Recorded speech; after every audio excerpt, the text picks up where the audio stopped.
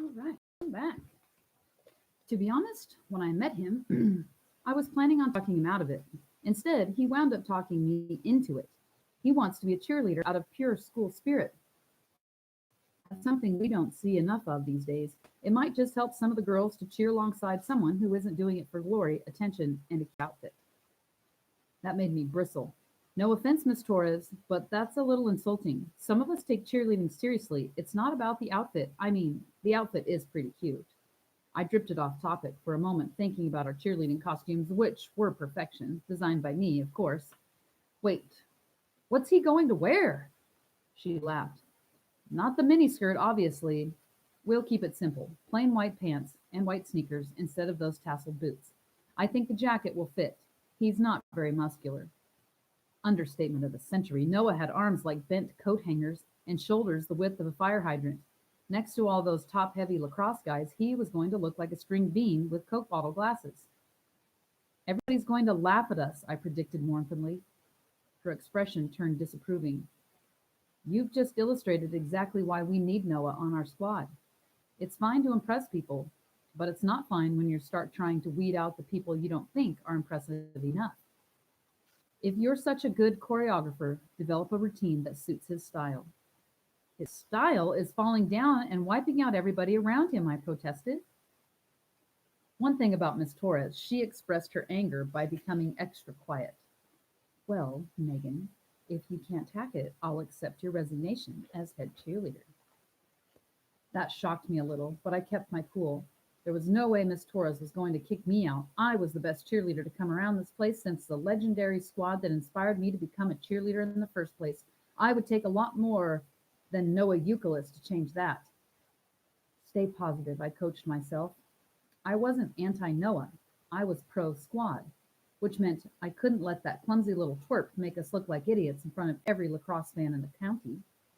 It was time to bring out the heavy artillery.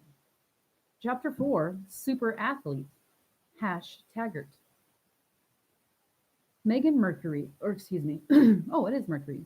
Megan Mercury just didn't get it. Nobody went to a lacrosse game to watch the cheerleaders. When it came to sports, I was the authority, not any pom pom girl. Not only was I the star midi at LAX, which is LAX, which is short for lacrosse, but I also quarterbacked the football team. At wrestling, I didn't hold a specific role, I was just a beast. So when Megan came to me in full freakout mode, blubbering about some dude named Noah who wanted to join the cheerleaders, my reaction was, chill out, Megan. I mean, stinks to be you, but what am I supposed to do about it? Until I got a load of this Euclid kid at the big pep rally. We held it in the cafeteria because there was still no gym. Coach Franco introduced the team first. The players got a pretty good ovation, especially me. Then the cheerleaders came out. There was the standard hooting mixed with the usual buzzing of a few idiots who barely knew what they were there for. Noah came on last. I'd seen plenty of guide cheerleaders. Trust me, this was different. It was impossible to come up with only one word to describe the kid. He was like a dweeb slash shrimp slash goober slash stickbug slash klutz. When he first shambled out, total silence greeted his arrival. Then, as the crowd began to realize that they were actually seeing what they thought they were seeing, a wave of laughter and cheers began to rise. Thinking this was his welcoming ovation, Noah took a deep bow, bonking his head on our team flagpole, knocking it over in front of the row of seats. Kids scattered in all directions. Now, Noah really did get an ovation, a standing one. People were practically losing their minds and screaming their heads off. I thought back to Megan's words. Believe me, hashtag, no one's going to notice there's a team in the field once that train wreck gets going. She was right. Here we were, center stage in our own cafeteria in front of our own fans, and nobody was even looking at us. All eyes were on the train wreck, who was jumping around like someone had put 1,000 volts through him, waving to the crowd with one hand and holding his rapidly swelling forehead with the other. If this kid stayed on the cheerleading squad, this wouldn't be a lacrosse season. It would be a sketch on Saturday Night Live. In sports, if you're not respected, you can't be feared.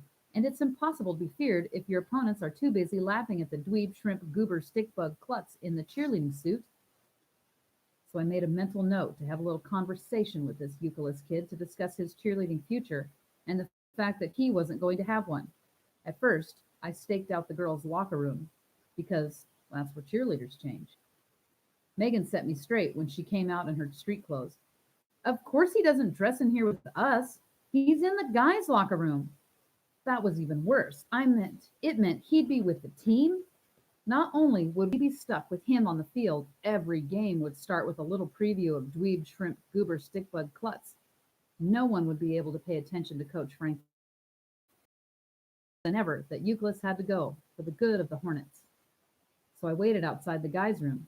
5 minutes, then 10. No dweeb shrimp goober stickbug klutz. Finally, I decided I'd better just go in case he'd flushed himself down the toilet and needed a lifeguard. He was there all right, running around in his underwear, peering into lockers and bins. What's the problem? I asked. Oh, hi, he said to me. You wouldn't happen to know where my pants are, would you? I looked up, and there they were, right there where I expected them to be, draped over the blades of the ceiling fan turning slowly.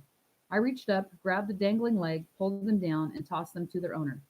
Get dressed, I told him, looking away because those pale, skinny legs were burning my eyes. We have to talk about how you don't want to be a cheerleader anymore. But I do, he exclaimed, stepping into his jeans and then out again so he could put them on the right way. It's the least I can do to be true to my school. Great actor because I could have sworn he was sincere. All right, kid, I'm not brain dead. What are you trying to prove? Prove? He frowned. You can prove a mathematical equation by demonstrating it holds true for any domain of numbers, but I don't see how that concept applies to cheerleading. My eyes narrowed. What are you, a wise guy? I used to be, he admitted. I'm an average student now. I might even get to take remedial classes. I breathed apology to Megan. Noah Euclid was the most annoying person who ever stumbled across the face of the earth. He was obviously messing with me, calling me stupid or something.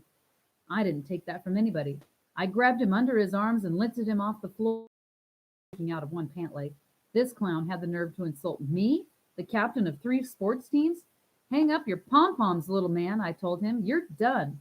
And I walked out of there, leaving him to find his second pant leg by himself. Before the door eased itself shut behind me, I heard him say, there are no loops to hang them by. It's a design flaw. Have a good weekend.